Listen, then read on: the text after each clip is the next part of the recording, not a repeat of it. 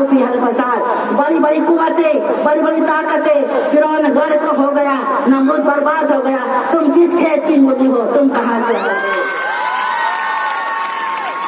आखिर में एक बात कहकर मैं आपसे रुखसत होती हूँ कि हम दस्तूर बचाने की बात करते हैं। मेरी बहनों, दस्तूर बचा ही नहीं है, दस्तूर खत्म हो गया, दस्तूर तोड़ डाला गया, दस्तूर मरोड़ डाला गया, लंगड़ा लूला कर डाला गया, खिलचियां बखेर दी गई। हम तो एक नए हिंदुस्तान की सुबह को शुरू करने के लिए आए हैं। हम नया हिंदुस्तान बनाएंगे, हम इंसाफ की बुनियाद पर बनाएंगे।